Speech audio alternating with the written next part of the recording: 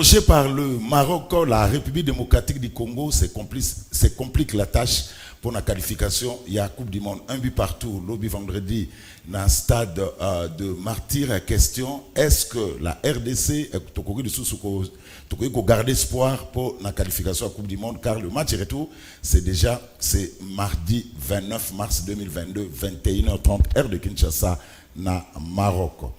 Wana Ezabongo, première partie, il y a émission d'Abisso. Deuxième partie, on va plus parler la politique en République démocratique du Congo. Les députés provinciaux étaient en colère parce qu'il y a un élu, il faut supprimer l'Assemblée provinciale, surtout, supprimer ça. Il y a Olengankoi, voire même Sénat. A-t-il raison, a-t-il tort? Tentative de questions dans l'émission. Allez, le Soko Sali tour n'a pas marché. Il y a Kinshasa, flambé de prix. Makasi ba prix Mati Nandenge. Il y a Sakanate, Bandeko Batali, Tipe Lelo, Thompson et Monanité. Entre-temps, quelques députés ont introduit une motion, déposer une motion de défiance contre le ministre.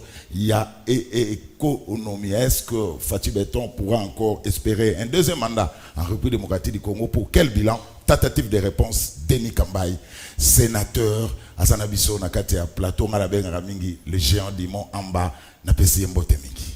Mbote Ndego Jules, histoire de Banango Kala, elle était les gens du Moamba toujours, c'est vrai. On a député national tout il y a Moamba 2006-2011, autre année par rapport à Taïdaga, Vieux Didier Modizo, Vieux Dizomar, Tika Bisso, donc que son âme repose. Dominique Abengé.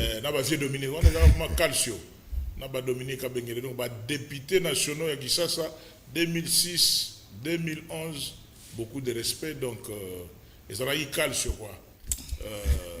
Voilà, alors, vous avez vous comprendre que c'est l'honorable Denis Kambaye, tout ça na Katia Plateau, un sénateur, il fait gouverneur, il y a Kassa, il fait ministre, il y a sport, il fait député honoraire na mandature, il y a 2006, batata maman bandeko, na pesi bino mbote pe boye imalamu, na sembo, il y a mokola lelo. Ndenge tolobaka, yoko semo émission à l'isolo, semo émission à makanisi, semo émission à tokutanaka, pour nous remettre politique, pe masolo masusu matali kita ekolo. Alors, honorable Denis Kambaye Zanabiso, première partie, un grand sportif, Bandeko Batali, un ancien ministre à sport, un dirigeant averti, il y a sport, un vécu bien, ce n'est pas un secret.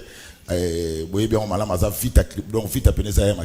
connaît les joueurs et son jeu, il connaît les 4 coins et recoins du stade de Marty, le stade de Tata Raphaël. Donc, Aza Mopayate, dans sport, dans la République démocratique du Congo. Alors, honorable, accroché par le Maroc, est-ce que Tolo va terminer pour la République démocratique du Congo? Jamais ils ont terminé le match aller-retour. Ils ont Magamboye à Kanabale. Tout ce monde a fait équipe, la police a gagné, c'est Salima. Mais tout ce que nous pouvons dire à ce moment, il y a la responsabilité du gouvernement à Magambo sérieux, à s'organiser pour que les petits toujours la morale. Ils ont balé tanga tene balobara mais tanga rappelé sur volonté zali balé tanga rappelé sur volonté zali. Je crois que les gens ont compris la volonté à marocain ndenge zarayi qui et libaya qui vont demi bali bayaka bayaki vont demi bali bayaka qui non t'habité pour il faut pas payer ça va Brésil Brésil Argentine Messi Argentine Messi mais na moni ba africain ba ndongo na ba ko toke la liboso na ba balé na on a un pays et se déplacer avec 13 avions. Il y a marque wana pour ko kita c'est que ba ki nemi bali bayaka donc vous avez beaucoup de volonté. Bishop retour tout se concentrer retour c'est déjà demain. Retour c'est déjà demain. C'est déjà demain parce que ça n'a déjà donc l'autre déjà voilà déjà pour ma tout ba négocier avant vraiment bonne chance dans ma petit nzamba sungara la volonté zali. Alors honorable Denis Kambaye au même la biso bon son abo même ça na tanga mandat na yo Chan il y a 2019 na Rwanda.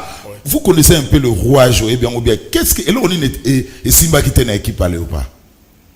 En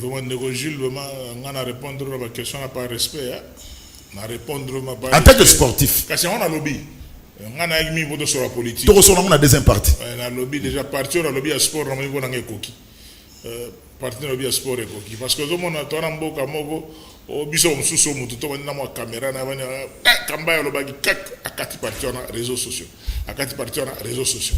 Et on a lobby pour la souka, donc on a l'élo, ndima vraiment que ça conseil, na pêche na baba au caméra, sur le sport, organisation gaga, beaucoup de volonté et aussi bas. Bon, n'andenga jeu na balé on ça quand même sportif on peut s'appeler lecture on s'appelle lecture ya balé ngana bi les à côté te nanenga jeu na terrain nana oyokela yo te lobaka ka po ba téléspectateur bazolanda ndengo yebeli balé oyebi mboka oyo batu balinga ba conseil te donc on manga na côté na temona bando pesa ba conseil kamba ya lobaki mutu lo la vieille jeune avec na plateau de télévision après ça il ba conseil balé faut koyeba ouais abeta balé abeli yekuta azan esprit ya Maroc ayebi ndenge Badouza ki Badouza penalty na Lubumbashi donc ayebi otobeti a donc okende pona bino bato okende Maroc surtout bino ba journaliste ba keno boke guerre donc tu as déjà expliqué na ke combat ya loisir te ya ba match usoto kenda kobeta na libanda obi ke ozana na temps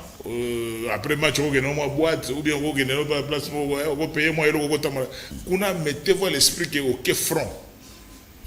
Donc tu as déjà alors d'habitude mutu aseka pas mapamade o bazana ba boule que no bacha ba liste bacha ba copine na bango bacha bazokanisa ka plaisir on a donc ba tout ba okende Maroc ba que esprit que ba kef on va perdre le temps pour rien donc il faut concentration. Est-ce que on pouvait aligner Meshak?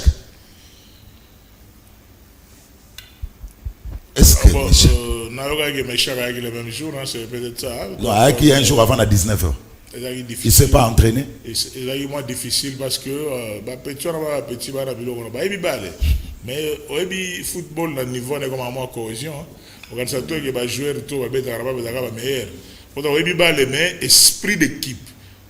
Biso tout dans un système numéro 7 à beta numéro 11 à beta et on voit moto vitesse mais on va pas la sigo on va monter dans photo balu yaki photo donc on a eu l'entraînement alors mais entraînement et à cohésion exacte moi na ça polémique il faut beta c'est l'entraîneur qui opère auto féliciter parce que il match mon casse qui te double il faut gagner au Maroc choix ya te ya ba mo calcul te to que ça la nil ya dd to ça te ko kinde ko chababi.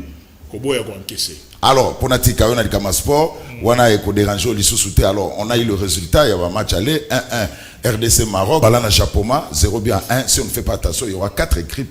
Il y a Maghreb, ok, Coupe du Monde. Ça s'appelle tout simplement organisation et volonté. Si vous lignez l'eau, ou comme on a pour la volonté, nous devons Jules. Oui, nazo ya vitesse a Erobenga to kuta développer parce que na uti ngomba ya campus na uti ngomba te na uti wana be ngomba na ndenge na uti ngomba ya colline inspirée pour na chef de travaux kuna oui to uti clôturer challenge doyen et challenge directeur ya édition oyo et na komi na complexe sportif ya inikino complexe on a ebi depuis ba année maréchal. Je dois avoir 85, 86. Moi, je suis Kitinga. Nathalie, ce qui est devenu le complexe sportif. Piscine, n'en parlons pas.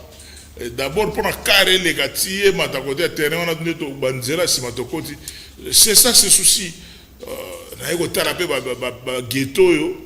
Gouvernement, homme, anti, 8.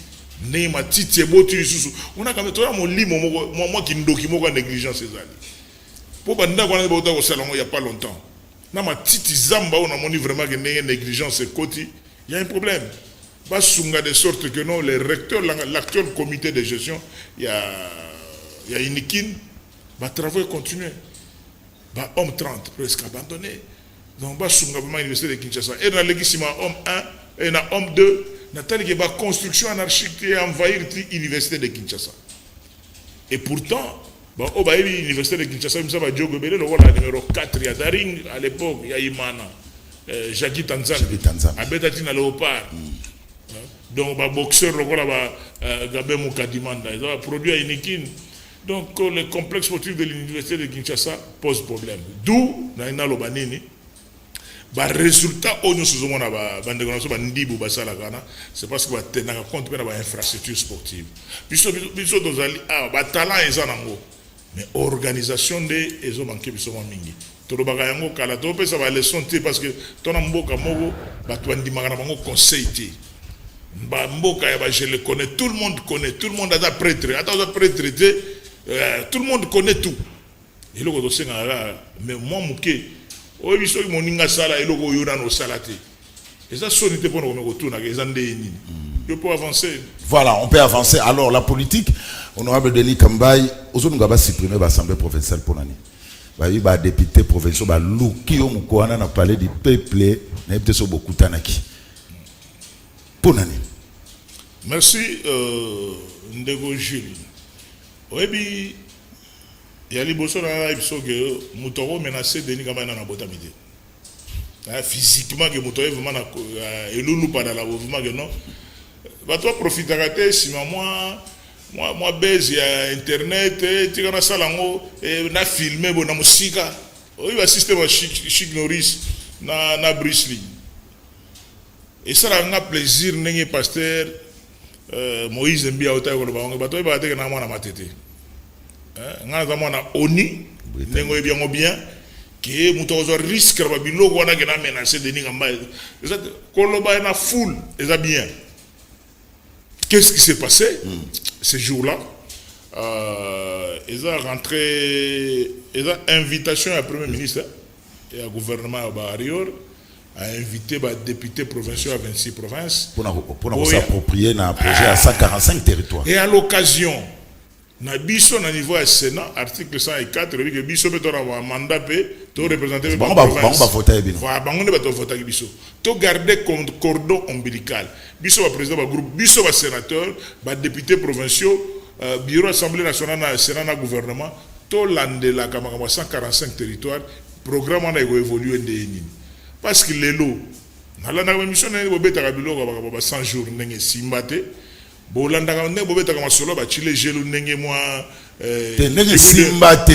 Bon ezo sale banane parce que zéro troupe et simbate. Ya on a lobby. Au moins, tu as le simbité que nous c'est clôturé. Bon, 100 jours, on dirait si là, on a évité ce que ça on dirait simbaté. 100 jours, on dirait simbaté. Chile gelou, mazo, quand ils ont bêta manano, tu as le simbité de temps sur la souka. Monsieur le zéro trou. Zéro trou. Warande, bon, on a évité. Qu'il bopetou. Wapisang. Ndego Jules, tu as continué. Vous avez un problème en 2023, il y a sacré. Chacun est responsable de ses casseroles. Bilan surtout pour la bilan. Vous avez un sacré. Kasi bilan par rapport à la place dans le postuler l'aide. Ceux qui n'ont pas chef de quartier postulé comme chef de quartier. N'a pas comme chef de quartier. Vous comprenez? C'est-à-dire que ça posait déjà problème à ce niveau-là. Il y a un moni boule il y a 145 territoires. Premier ministre Samazu Boule est vrai qui est impliqué cette fois-ci. Parlementaire.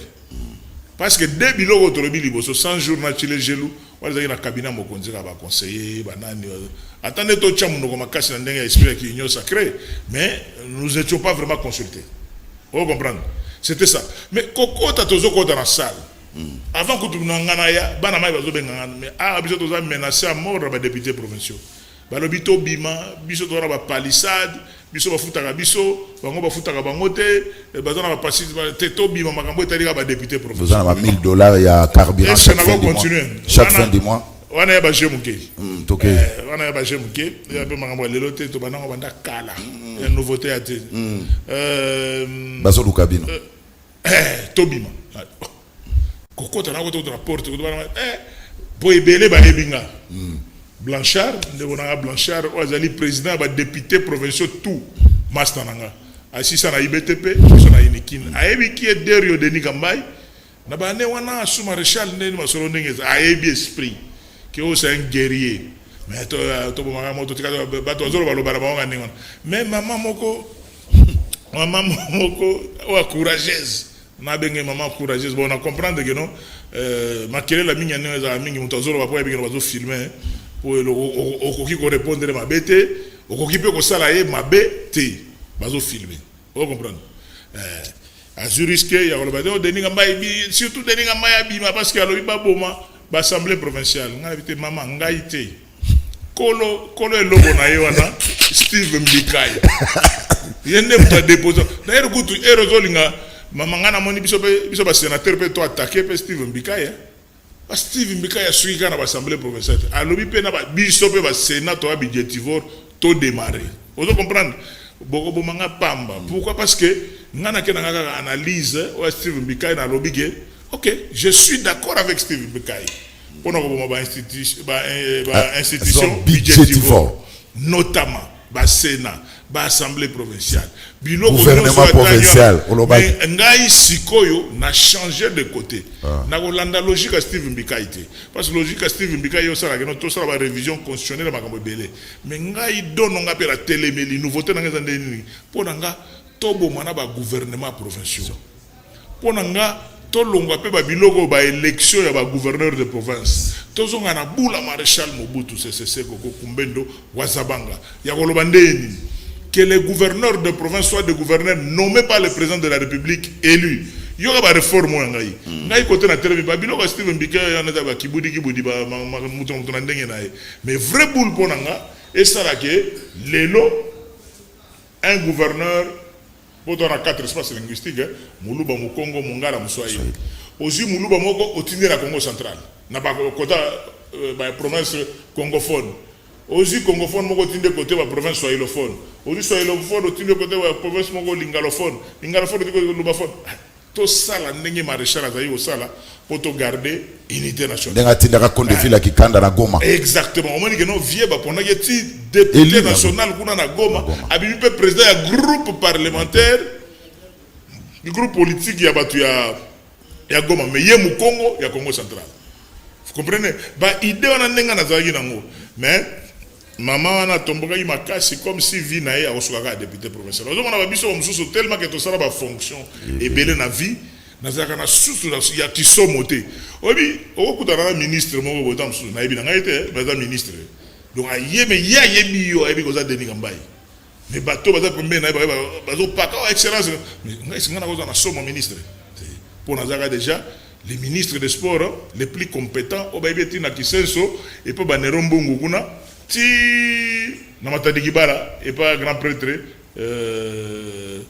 David Matadi Gibala wa kolo kisasa kisasa zamboka batekena ba umbu fo ba solo là alors on a zongi c'est kana mi komisana no cité pour na pour ba doit comprendre qu'il n'y avait aucun problème donc ça ina mo yote te ngai te wabi mais j'étais là dans la salle te yonde muto proposa ki angote c'est Steve Mbikai qui a proposé à déposer en route d'une assemblée nationale tout le monde le sait mais c'est un débat net au Salaboye quelle est ta vision nous non parce que si que muto soka sali réflexion na ye donc nous obéissons à biso ba sénateur nous va attaquer Steve Mbikai parce qu'il y a un député national avant dit pourquoi on va que tout district du Sénat donc il y a beaucoup de débats le temps reviendra on appelle ça qui va de sortie ceux qui m'ont conzambo en place une commission de réforme quelles sont les préoccupations que nous avons dans la constitution pour te revoir pour que tu votes la constitution la période d'avoir référendum oui ou non pour la constitution tout ça est là mais il y a beaucoup de choses à refaire dans la constitution la nationalité il y a seuil élection à deux tours élection à deux tours normalement bien mais il faut revoir toute la constitution ou bien quelques articles qui posent problème quelques articles mais honorable Denis Gamba vous êtes les enfants les plus gâtés de la République vous les sénateurs et les députés nationaux mais Moussala Nabino Zomon en atteint la population vous comprenez que nous les na quartier so que nous depuis na quartier député au chef so pon koto to na courant so so câble kindoki yangwana c'est-à-dire que non avant de critiquer un sénateur un député faut Moussala ya député ezanini Moussala ya sénateur bo pona ki ye pona nini yango siko bato ba pona Denis Gamba fierté na bango ba bigaza parmi ba sénateur ya Mbanga C'est-à-dire que non, né dans Zarabo, n'a koto yo, qu'on a mon avis José Makila, a obéta bilo on a ndenge nae, au koto na mon maman Vicky Katouma, ba parlementaire bangoana. C'est-à-dire un parlementaire au si ça mandat mon mato bandaka babagabo. Non. Mbanga, toi va défenseur la voix de sans voix. Tout ça on a avocat. Tout ça on a commissionnaire en douane. Donc c'est ça un parlementaire. Mais ceux qui opposent parlementaire na yo, aux élèves dans quartier na yo, ay ko chelo ba pont. Azo palissade na ya adef sa no sa na ba tour na quartier donc tu vas foutre fin du mois azul la demande au kabola donc boko le la kaka ke ba sa le côté parce que boyebi rôle ya ba parlementaire te et boko yeba ke musala député ou sénateur eza ko contrôler gouvernement ko voter mibeko ya mboka neti loi moko na ko bimisa mikolo vraiment loi ngona ah osali o proposer loi nanu kutu na déposer te mais succès za la loi ya loi ne loi est une autorité morale. Autorité morale alors on a vieux général Baramoto Pama Gata voilà sénateur mais autorité morale à loi on a. Oui ça souka na loi et oui effacer la loi Chani et oui effacer la loi Tsingi Pululu la loi polémique on a parce que loi on a na oui ba ya ibero wa disque. C'est ça pourquoi intitulé la loi. Intitulé la loi on a ezali loi moko ezo régulariser makambo etali régime matrimonial. Yoga le solo muke. Oyebi ke code de la famille na biso mibe comme boka na biso loba ke non moi na nyonso na mboko aza na tata na ye. Soki tata a démarré oyoka moment ya partage ya héritage ba kozwa ba na nyonso ba tsheba ngo mulongo ba nyonso bazaka ba héritier ya première catégorie. Mais siko ba mère bana na ba banani. Total honorable Denis Kambaye. Comment on Lontole? Honorable Denis Kambaye bozozo ba critique belé pa ya population. Et ça normal. Na problème etali matata pognon. Un sénateur comme vous ou la Cour constitutionnelle a déjà rendu son babenga oni Arenaye, un premier ministre Maïba donc à ça qui est compétent. Pourquoi vous ne débattez pas sujet matata pognon en plénière? Sundoli matata kakabwe. C'est trop sundoli wana vient na. Trop sundoli de yo ibi na gouvernement de la ministre des sports. N'a pas eu de temps en temps cravate rouge. Donc, Premier ministre Rabisso. Mais le problème est il faut aider Bisso.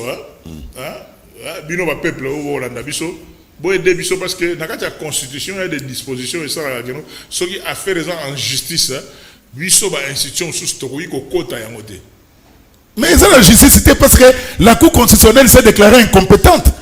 C'est clair et net. Dans l'information, tu es un évangile. Il y a lettre, il m'a dit 3 jours. Il y a cour à cassation. Il y a maman ministre, il y a justice. Tu es comme là, procureur, il y a cour à cassation, aux autres documents depuis tout le temps. Pourquoi vous savez? Vous comprenez? C'est quoi un millier au quotidien, ils sont balamoko, sénateur, député, tu continues à comment? Et comme il y a conflit de compétences. On a appelé comme quand la Cour constitutionnelle est au-dessus de toutes les. Oui. Quand elle est compétente, tout tombe. C'est la constitution. Alors, cour à cassation, comment on a solo ndengeni? Au moment ministre de la justice, non. Quand la Cour constitutionnelle est incompétente, tout tombe. Oui, pour un sportif né dans basket, système à basket. On a justifié faute non non. Et ça a boité. Après arrêt à Cour constitutionnelle, on a pas papier, on a farde, huissier à justice à transmettre yango na bureau ya Sénat. Yango ne toka première moko ya série moko boye président na biso Sénat a senga ke mukanda wana ya transmission boye atikala ko zomote. Ndenge toyoka. Parce que ce qui a eu mukanda na aboyi ko exécuter même premier matata collègue de biso sénateur a ko funda président na biso Sénat pour azoko ko exécuter makambo cour constitutionnelle. Donc yango nde biso toyokaka.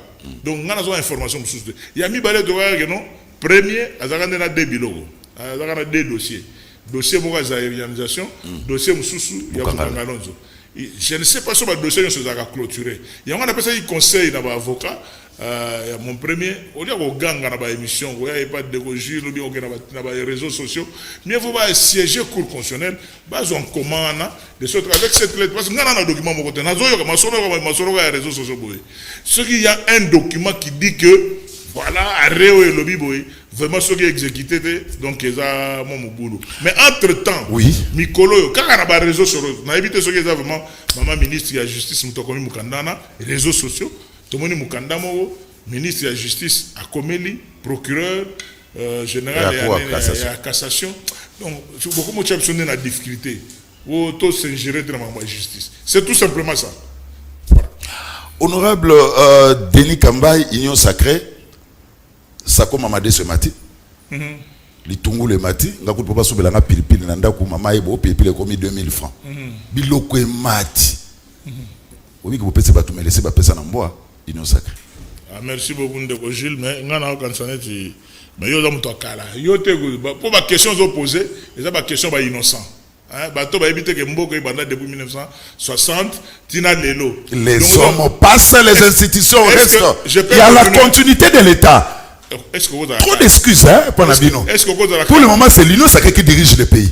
Alors, Biloko Mati. Vraiment. Que fait l'Union Sacrée? Biloko Mati, tu as totalement raison. Mais non, il dépend se vendre à 82, il dépend se vendre à 82, c'est que Biloko Zaïga ou Mataka Talo.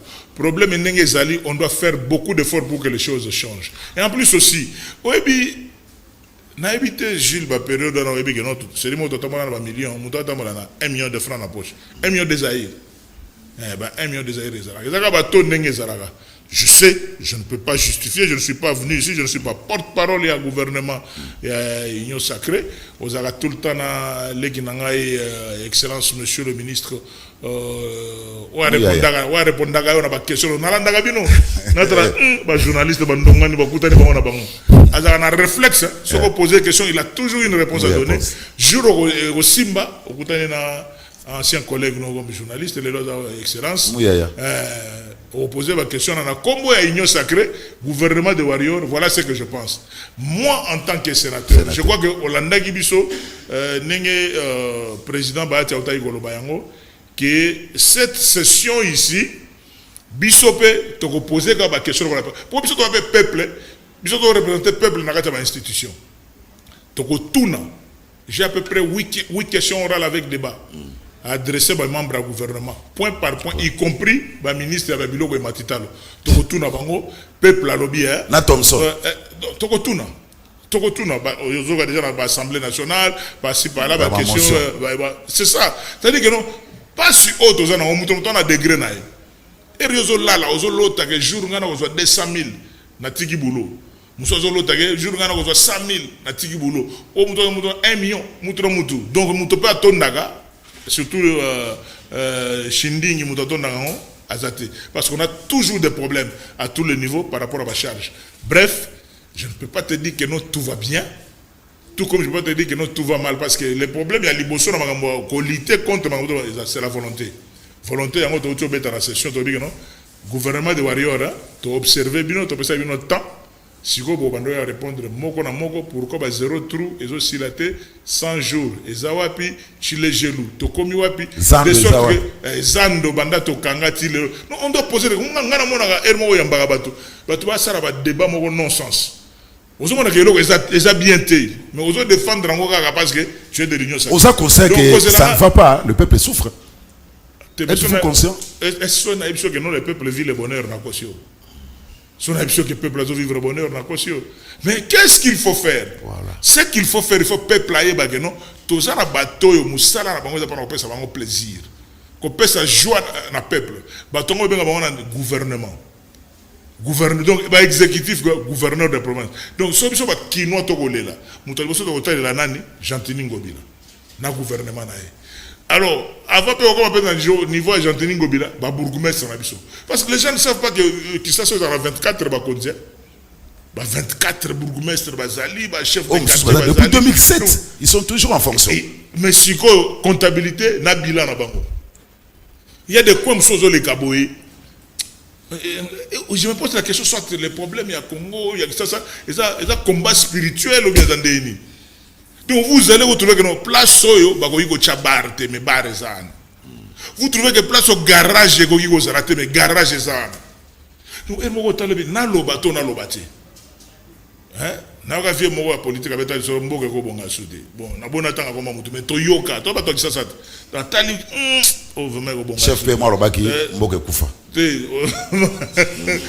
les images sont là mais deuxième phrase ça non deuxième phrase de luka justification mingi ne loko na yebo lobaki mboke kufa mais c'est là ngana ba mo kisasa yebo lobaki mboke kufa na choka ka moi na lobaki mo kisasa no bigi non ça er mo zo le gati o tali ti o lobi vraiment ya passi mais et rozongi sur la Bible pour n'attaquer mon pasteur malgré l'esprit beaucoup pour mon pasteur que ce qui est dans Galates chapitre 6 et au l'action que non il faut y avoir pour na banane au yiko sala na bango bato dans esprit que non mutu tout ça kana bourgmestre moko vieux na bimisa boule banda vieux na longwa lemba vieux we lo linka nanzale to ebe mais vieux père ba we lo li o sala na au sommet comment il y a comme un ministre au sommet mais c'est là la bourgmestre na lemba donc vieux amisa boule neza indeni a sanctionné ba chef de quartier ba chef de rue ba comité ya ba notable ya lemba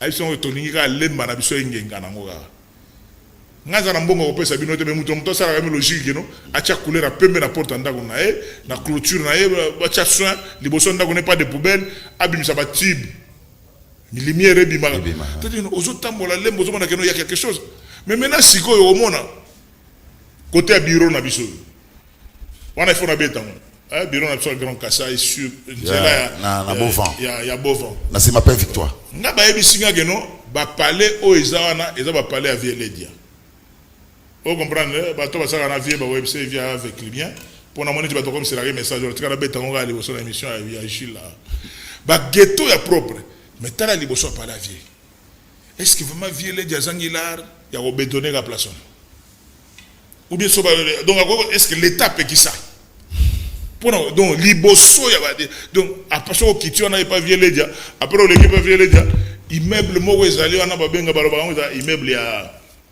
il na so fake nani yuma mais t'as la banda ko na ndenge ezali bota mais t'as la balabala il y a quelque chose qui ne va pas. Un de vos jours. Donc, jour comme ça, on va Congolais de vos conscience. Que Moutoutou, t'as pas parlé de vos côtés de la Beauvana. Donc, ce qu'on a parlé, la salité, au côté de la marbre, au moins, ce qu'on a parlé. Mais est-ce que Bappé, qui ça Congolais, a ta propriété de Bosson d'Aguna été? Il faut créer un ministère, il y a prise de conscience. Donc, il faut ou bien sensibiliser, je ne sais pas. Il y a quelque chose qui ne va pas.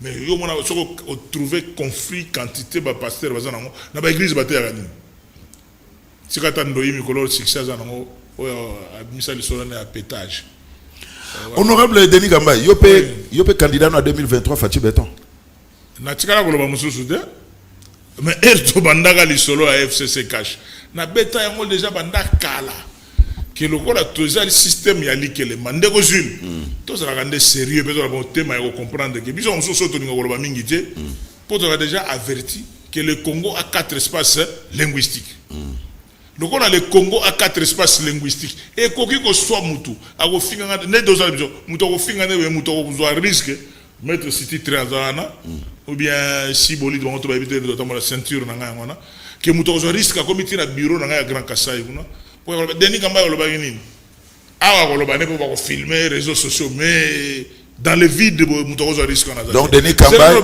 na si ça loba Denis Kamba aloba yango que le Congo a 4 espaces linguistiques oui c'est pas du tribalisme noko nga ne manase mutaya ateyanga makambona aloba que non Congo eza lokola kiti Congo Mungala Muluba Swahili 4 espaces linguistiques on a faut bazala à l'aise gestion ya mboka fait la gestion à likelemba et ça gestion à likelemba to yebi que non ba noko nanga ya ba Congo ba likelemba juste 5 ans 60-65 donc il fallait balia deuxième mandat mais yego le gageno coup d'état moko esalemi maréchal Mobutu c'est ko kumbendo azabanga abaki loko 32 ans de lingalophone vous comprenez congophone 5 ans 32 ans de lingalophone et swahilophone ngana accompagné ngana za mto libanda te l'esprit ya odiembela donc na diembela depuis maréchal j'ai accompagné le maréchal j'ai accompagné les swahilophones j'ai accompagné Musée yo ebiango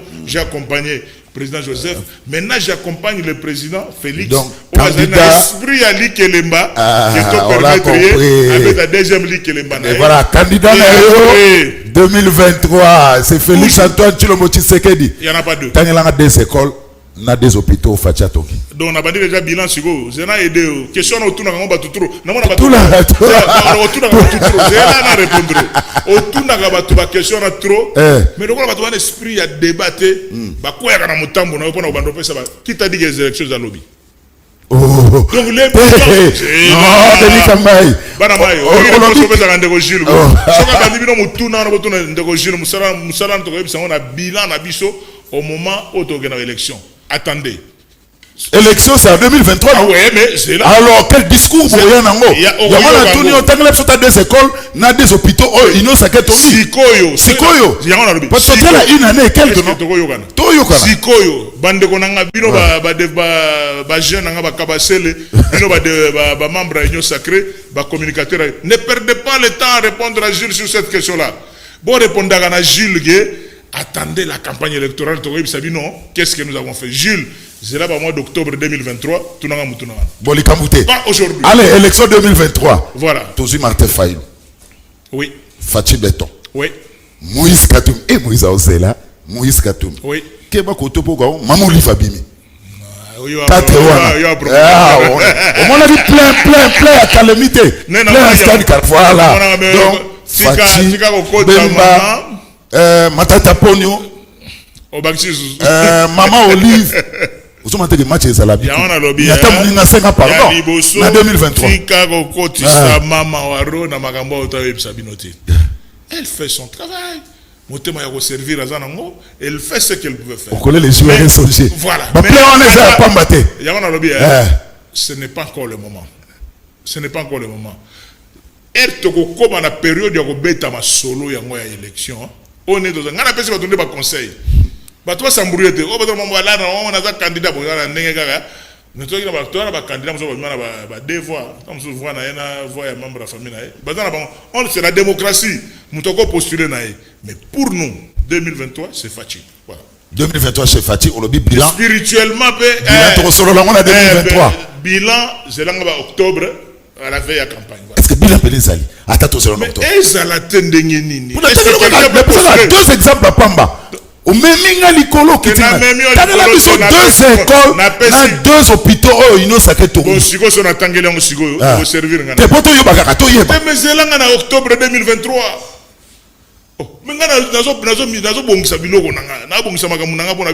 Un président de la République a se présenté avec un bilan ou sa population à la veille à campagne. Voilà.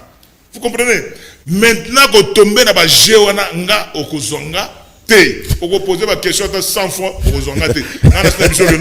Le choix de Félix, c'est un choix spirituel. Déjà. Et après Félix, Antoine Tshilombo Tshisekedi président, ça sera le tour de Congo. Ah ouais, 32 ans de l'ingalophone, un peu 21 ans de swahiliphone. Vous comprenez? Esprit à bien. Le Congo nous appartient. Congo, c'est Congo, c'est Luba, Swahili, na Bangala. De quel droit il faut le Colomo que nous n'est pas des esclaves, on a royaume. Et c'est logique que nos 4 makolo vendent des gens qui ont attendu 3e fois à lobby que tout solo là. Nama solo ne toza nenga zo accompagner banan kasinae. Hein? Le Congo Kassai, la province Congo Kassai. Après nous, Denis Kambaye. Après nous, c'est les congophones. Denis Kambaye. Donc nous va calme. Bon, à ce moment-là, ceux qui tonton Martin, ça avec raison parce que c'est le grand Banoudoua. Mon voisin, il n'y a pas normal. Mais donc Martin Fayou, c'est après 2028. Après 2028, l'esprit est bien. Est-ce que Raïs peut encore postuler Kebaba? Est-ce qu'il y a qu'est-ce dit la constitution par rapport à sénateur à vie? Voilà.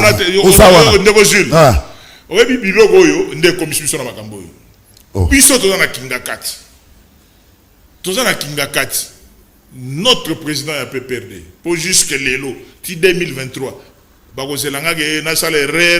Donc, on a compris, on peut ça me laisser ma personne à moi. C'est tout à fait normal. Kambaya lo babote. Kambaya est sénateur, il y a PPRD en 2023. On connaît les joueurs et son jeu. Et ça, si c'est ma famille, t'as vraiment pas confié. Confie, viens à maille, mise à disponibilité. Mise à disponibilité. Tu es ma blog. Après 2023, mais pour le moment. Allez, Raïs, ça va au matin. Qu'est-ce dit la Constitution par rapport à sénateur à vie? Parce que Yoso CG. Oui, Ndego Jules.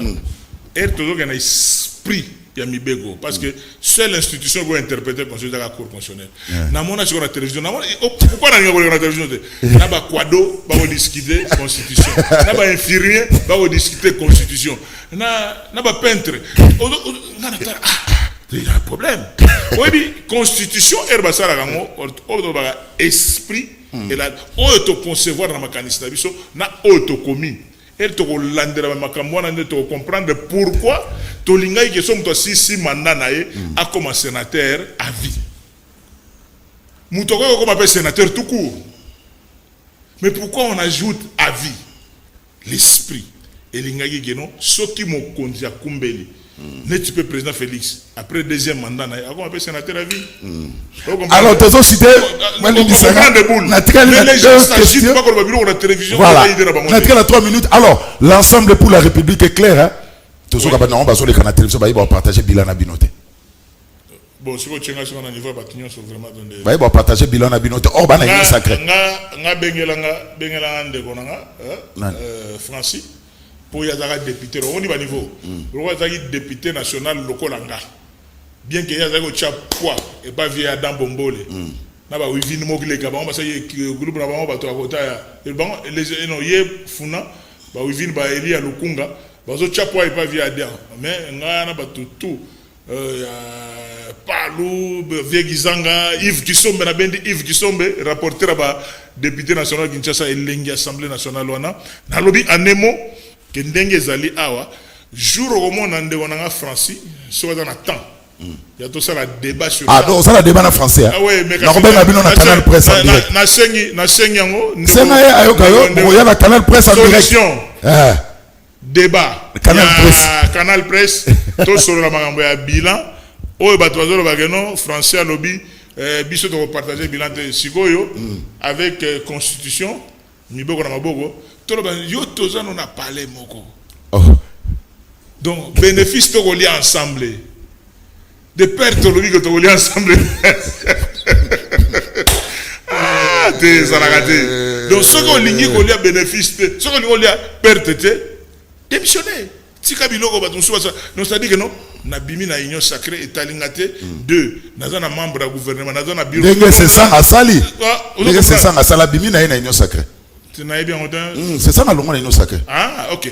Peut-être dans ce sens-là. Parce que, quand c'est normal, c'est que tous les gens aussi go. Nous avons moi na mai lokola ndeko na mutete la onani Chéribe Okende 100% ensemble le avion monsieur bungi avion ah oh Kenya Airways a béni de ministre du transport parce que les léopards ont même un problème pour voyager même délégation et vous ça répète que non toi na kata masolo bon na évité na pas soupçonner alors vient lui tourner la papessi Moïse me laisse pas personne en bois ya bien Rochana et pour Fati candidat en 2023 et ça Fati ah bon maman côté ensemble pour la République ah bon ah après si Moïse me laisse pas personne en bois tu n'as évité nga ça il vient dans la partie na oh bien qui va proposer na compte ensemble pour la République via Bendelo à lobby que y candidat en 2023 ça Fati tu na lobby est-ce que vient dans ensemble ensemble c'est l'ensemble qui a proposé, c'est non le gouvernement à Waré.